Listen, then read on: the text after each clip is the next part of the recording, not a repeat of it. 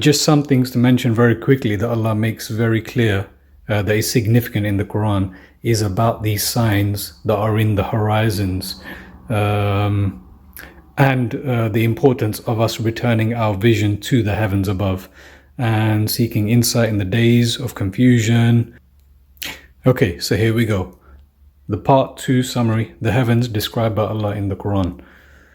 So as I mentioned before, the heaven is described as something to truly think about, something to see internally, something to visualize, something that cannot be visited, something that has a beginning and an end, something that has 7 of them in number, something that has details about the lowest of the 7 heavens, and ultimately something that is described as the waters above. So let's go into each of those.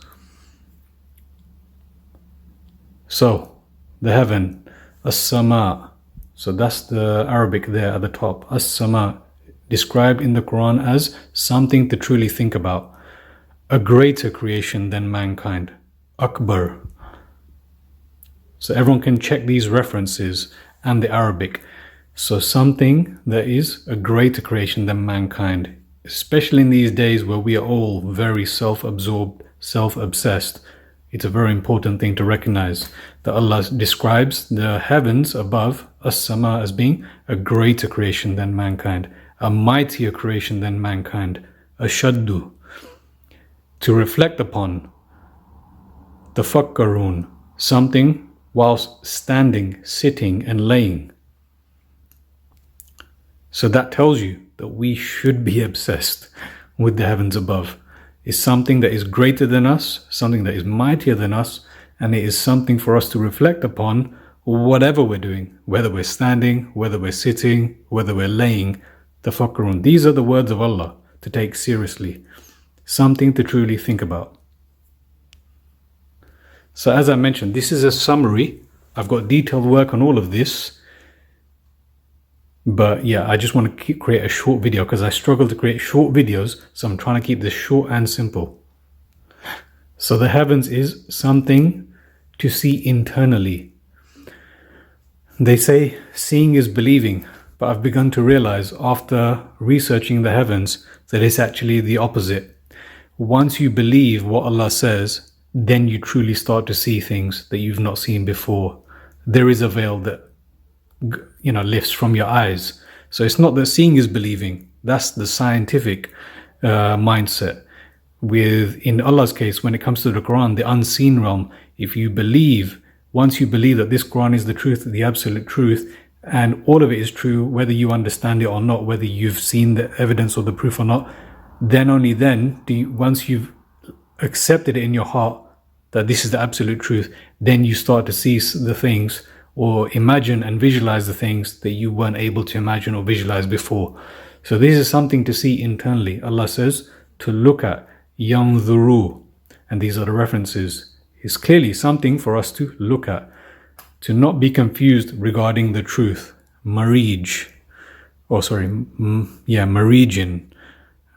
I might get the Arabic pronunciation wrong sometimes. Marij. So anyway, those are the references. So you'll find that Allah describes the heavens as somewhere that you can remove this confusion by turning your vision towards the heavens and knowing what the truth is. Those who refuse the truth are left in a confused state, unfortunately. But when you turn your vision to the heavens, you regain your vision, your insight, and you'll find in these references, basar, mentioned 3 times consecutively, not by chance. So as Maulana Rumi famously said, basar, basar, basar.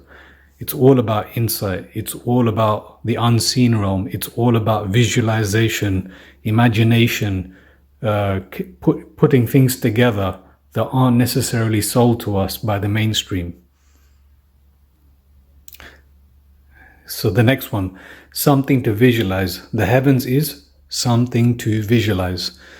Knowing that the heavens, Allah describes the heavens as being a made canopy. So you see the word bina. Right, so if you look into the roots of that, you'll find, for those who maybe, in my case, mother tongue Gujarati, we say banao, I think in Urdu maybe as well something similar. Banao, it's very common to find people understand this banao as meaning make something, so Allah describes it the same way. The heavens as being a made canopy. Bina, the roots are make. Yeah. So this canopy is a made thing. And then the next one, constructed, banaynaha.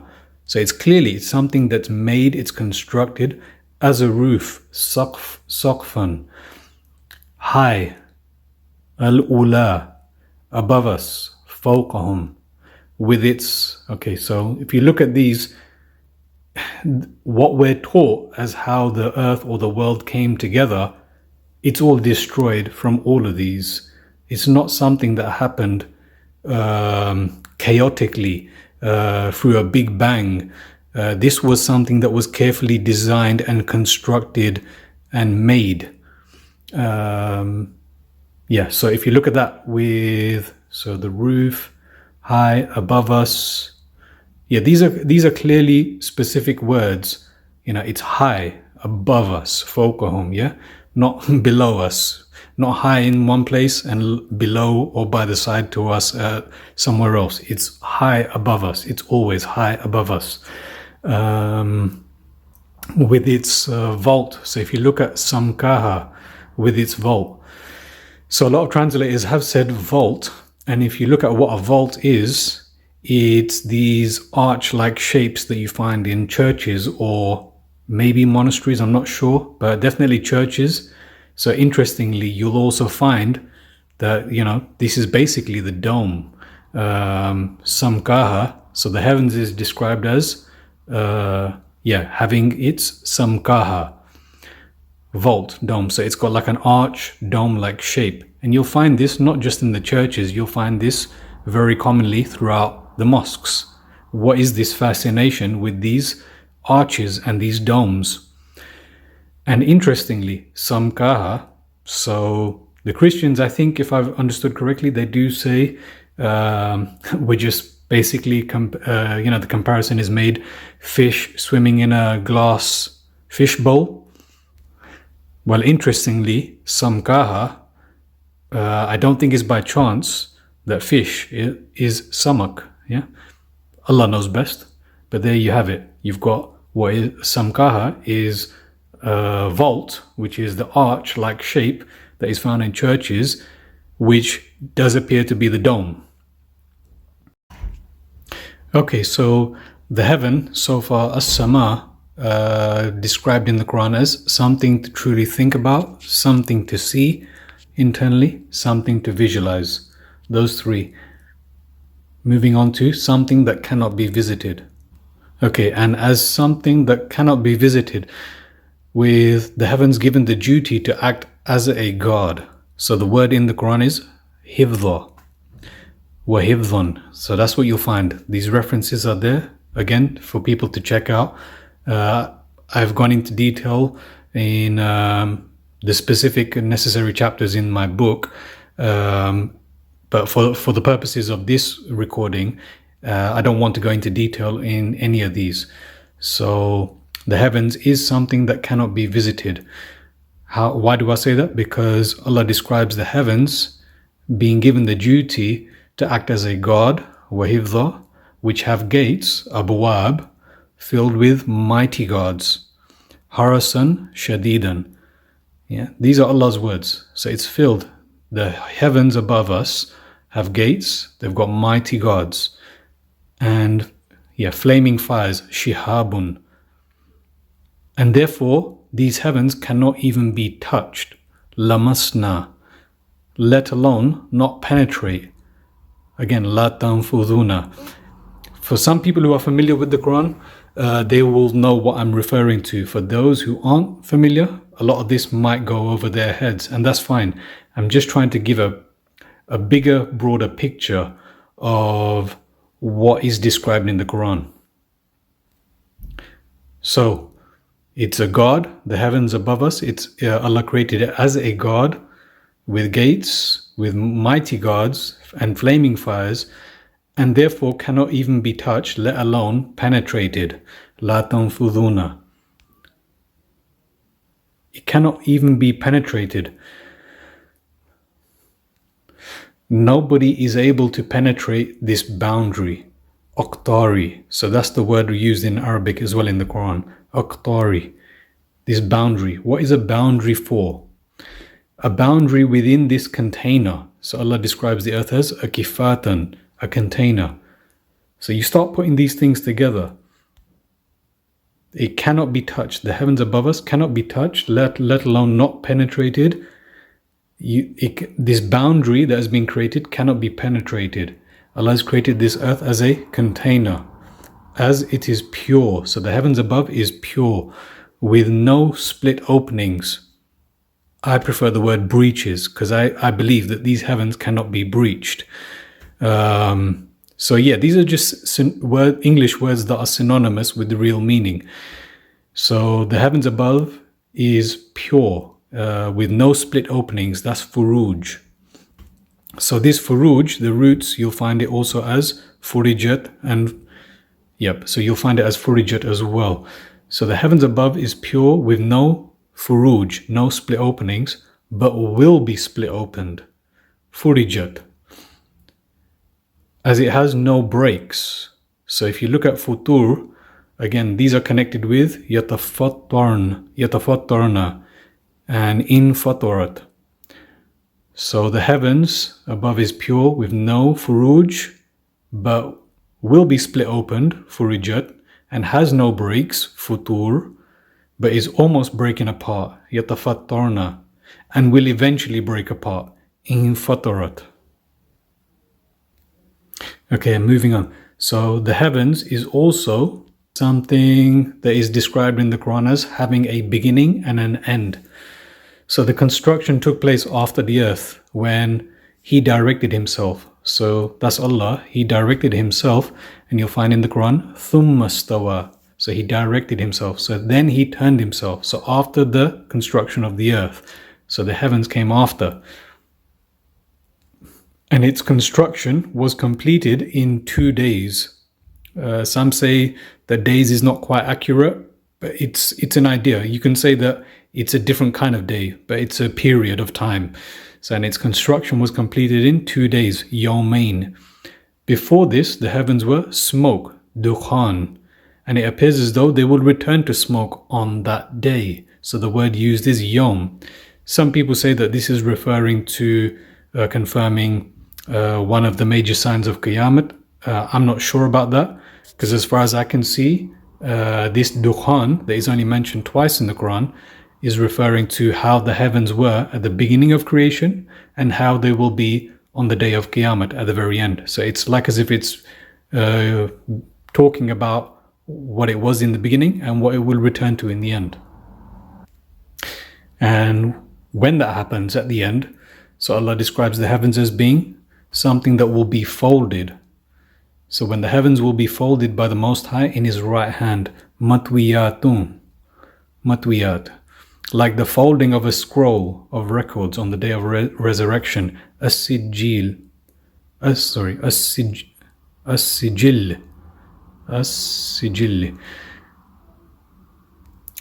So you should be picturing this as I'm going through this, like from what we're taught, what the heavens are by the mainstream, and what Allah is saying, it really is two different things.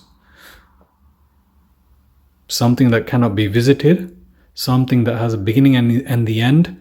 So all of this should be creating a picture of how this was created, how this was formed, how this will end up, and it does not seem to match anything of what we're shown by the mainstream today. And yet, moving on again, so the heavens is also described as being something that's plural, 7 in number. So with the heaven being one of many. So you've got as-sama, and then you've got samawat, which is plural. 7 in number, sab'ah. So you've got all of these references there. In layers, tibaqun, staged one above another, full of tracks, al-hubuk, with 7 paths, dara'iqa.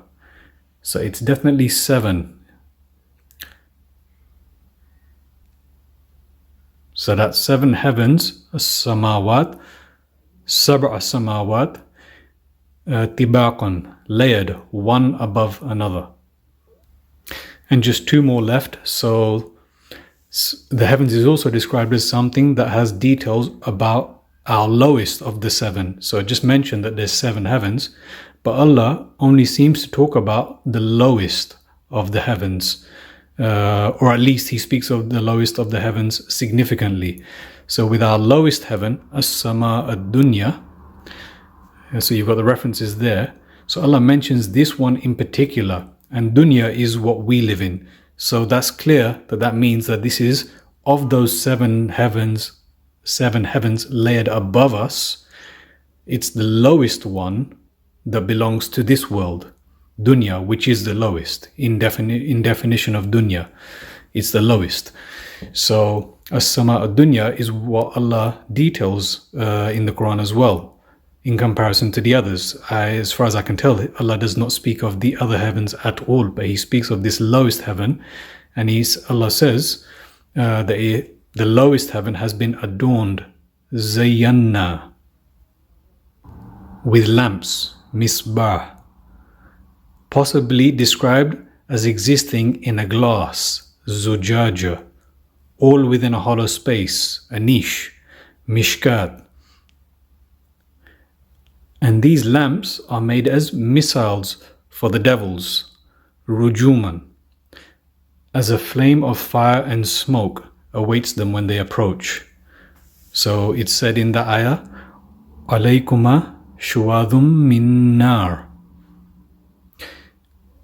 So these lamps, so this lowest heaven, that is the heaven right above us, is adorned with the lamps, the sun, the moon, the stars right above us, possibly being in a glass, in a niche, and that these lamps are made as missiles. So spoke earlier about the heavens being made as a guard, and this is confirming that, or this is connecting to that. So these lamps are made as missiles for the devils that try to approach, as we know that they can't even touch the heavens. It's the pure heavens, they can't even touch them. And what happens, as you can see here, so it's made as missiles for the devils, rujuman, as a flame of fire and smoke, alaykuma shuwadum min nar. And our lowest heaven is also adorned with the stars, al-kawakib. So this is all the details Allah has given about this lowest heaven, the heaven that's closest to us. So it's got the lamps, it's got the misbah here, the stars, al-kawakib, burujan, it's got the constellations. And finally, ultimately though, the heavens is the waters above. How do I say that? Well, the evidence is here. So Allah describes the heavens as containing the sun and moon that swim, yasbahun. So you can check these references out. And I do go into detail, like I said, I'm going to say this a few times, I do go into detail on all of these, and all of the work has been done, the research. This book is turning into something quite big, which can be taught in, anyway, I'll talk about the end. But yeah, okay, so the heavens is ultimately described as the waters above, containing the sun and moon that swim, yasbahun. Just as the angels glorify, swim and glide, was-sabihati sabha, with the sun also described as sailing, tajri, which by the way they say, the mainstream will tell you that the sun stays still and everything else is moving around it, which is contrary again to what Allah says in the Quran, that it's the sun that's moving. So with the sun also described as sailing, some say running, some say flowing, but you'll find that the ships are described with the same word, tajri, sailing. So these are all telling you that this is in water. The sun and moon, that yasbahun, swim. Just as the angels glorify, swim and glide. Was-sabihati sabha, with the sun also described as sailing, tajri. In a circuit, falaki, like the ship laden. So that's referring to Nuh alayhi salam's ship. Al-fulki. So if you notice, the similarities between falaki and fulki. So the ships that swim in the seas and the lamps that move in a circuit in the waters above. It's mirrored. You can see this word, falaki and fulki. Yeah, it's the same root, same connection. Things that move around in a circuit, just like the lamps above moving around, sailing in the waters above, just like the comparison is made to Nuh alayhi salam's ship sailing in the sea on earth.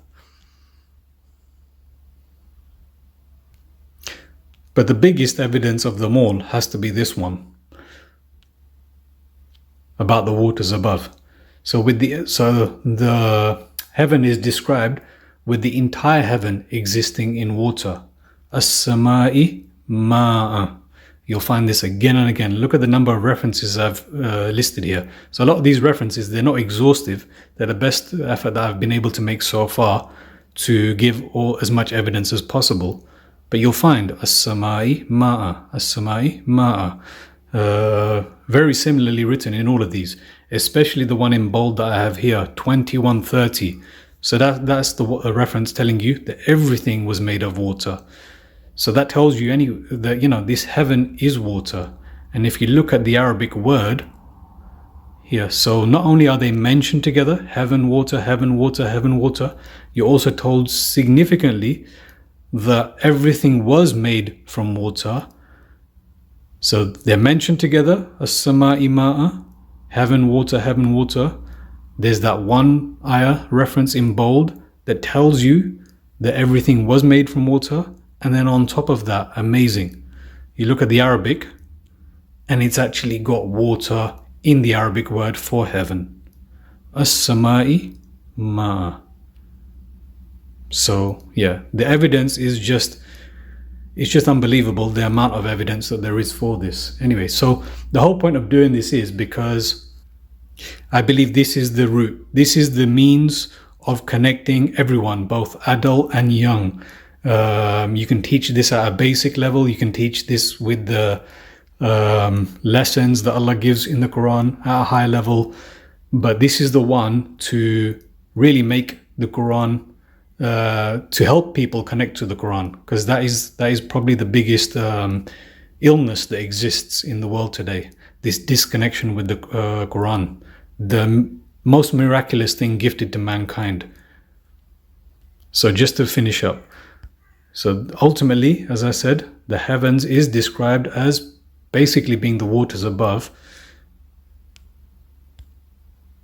Yasbahun, yeah, so swimming, gliding, sailing in a circuit, in the ship, like the ship in the sea, with the heaven existing in water. That was, so in Nuh alayhi salam's time, so this water from heaven that was pouring down, munhamir. So this is again another very specific word Allah used. So the water poured down and it met the water of the earth. Faltaqa, yeah? So it met the water of the earth. Every single word, every single letter that Allah uses in this Arabic Quran is of significance. Nothing has been added, nothing has been taken away. Everything is very specially there for a reason. So Allah describes the water during Nuh alayhi salam's that poured down from the heavens, munhamir, that met the water of the earth, faltaqa. And finally, about the heavens above being the waters above, there's this reference as well, knowing also that his throne was on the water. Arushuhu alal ma'i. So yeah, this is it. So in the waters above, the heavens above. So this is the summary of the heavens above. One more time. Yep, so the heavens is described in the Quran as something to truly think about, something to see internally, something to visualize, something that cannot be visited, something that has a beginning and an end.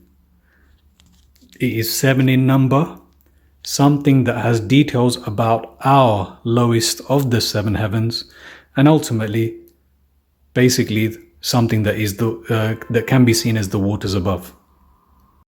the question here is a lot of experts in AI don't share the same level of concern that you do about the dangers of AI. Fools. What Famous last words. What specifically do you believe that they don't? Well, maybe we're in a simulation right now. Yeah. Yeah.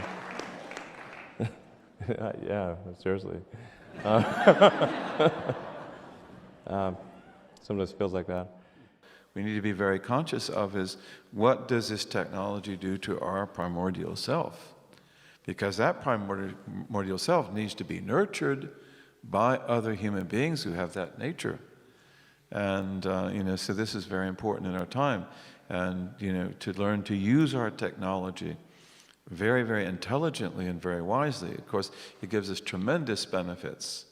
I'm able to be here because of technology. You're able to hear me because of the technology. We're being filmed on it, so I don't believe that I think we should be thankful for it. But at the same time, we have to know how to use it. And this is one of the things one of the great books on technology is Jacques Ellul. Right. This was one of our classics back in the old days. And Jacques Ellul warns about, how technology sets its own rules. It goes its own direction.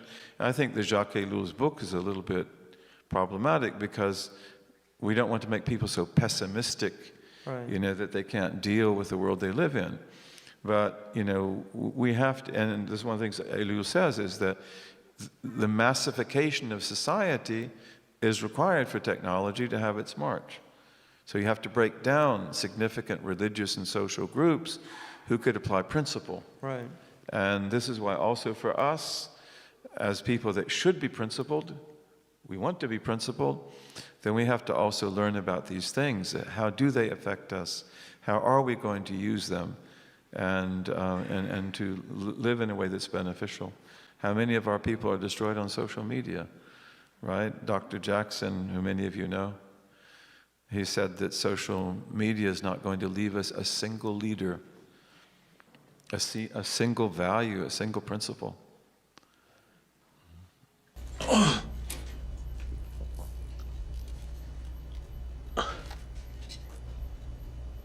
thought it wasn't real. Your mind makes it real. If you're killed in the Matrix, you die here? The body cannot live without the mind.